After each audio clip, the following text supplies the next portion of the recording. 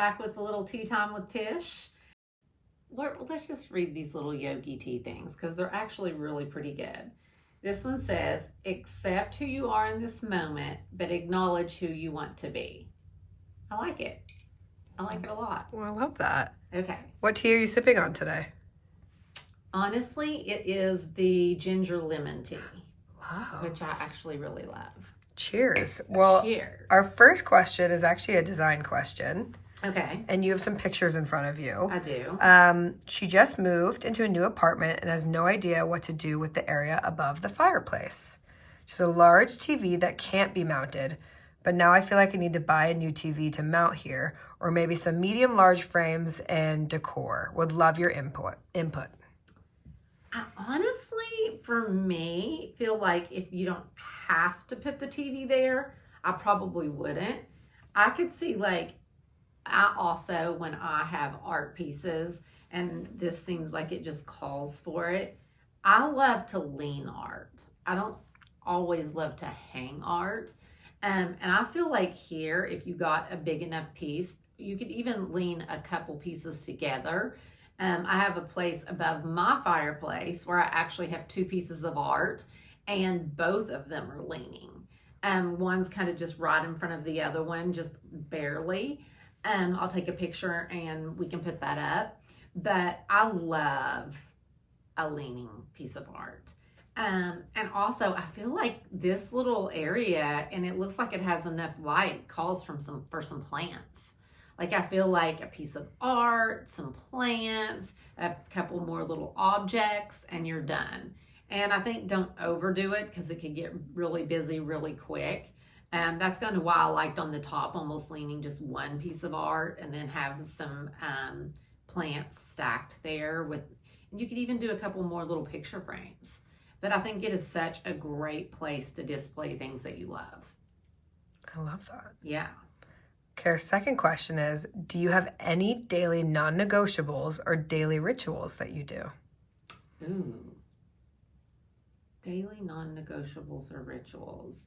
I don't think so. I mean, I literally try to, at least in the mornings, in my brain, go over things that I'm grateful for. That's one thing that I really love to do, is just definitely in my mind, go for things that I'm grateful for. That's one thing I try to do every single day. And you and Dom have been getting some sunshine and doing your coffee walks in the morning. We have. Every single morning, as soon as I wake up, Dom's always up and he's ready to go.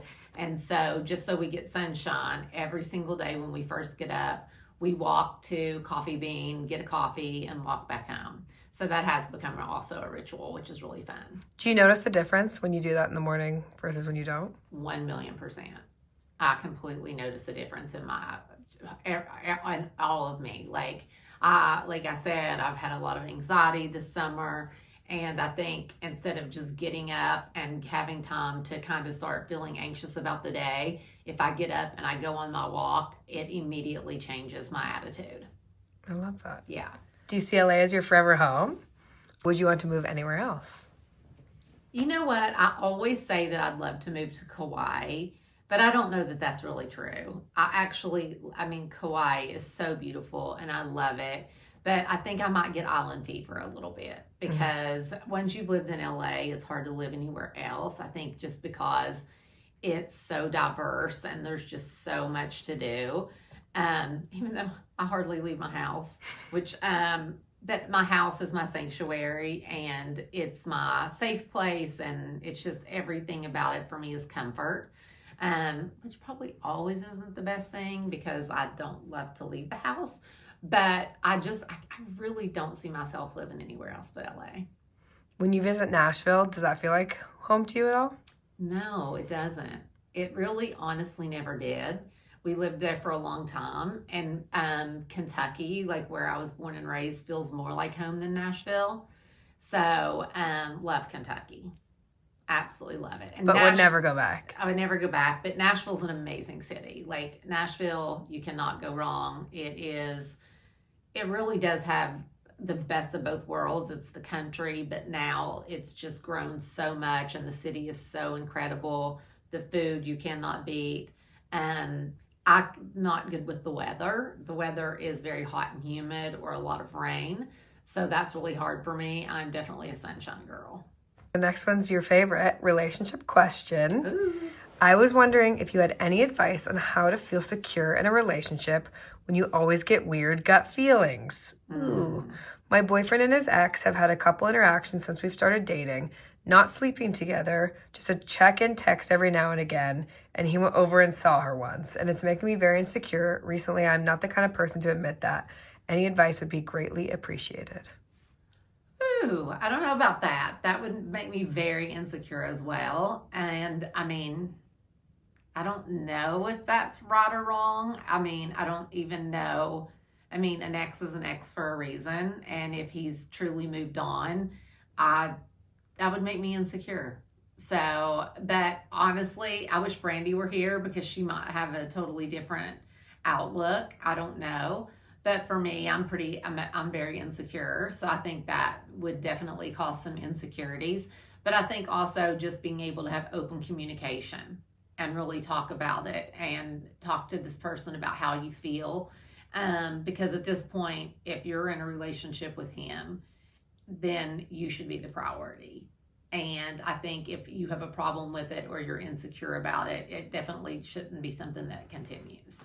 Yeah, so if like, you want him to end it and he won't end it with that ex, would you say that's a deal breaker? I think maybe. Yeah. I think that'd be really hard for me. Yeah, I think that would be a deal breaker. But I definitely think it's a conversation. Yeah. Thanks, Tizzle. Yeah.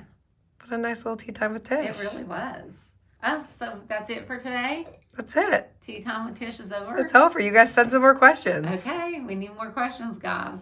So thanks for tuning in to another Tea Time with Tish. And absolutely love all y'all's questions, especially how I design. Love the design questions and the relationship questions, all-time favorite. But all y'all's questions are so good. The one today about would I always live in LA was so great as well. So keep them coming so we can keep doing Tea Time with Tish because I love it. It's so much fun.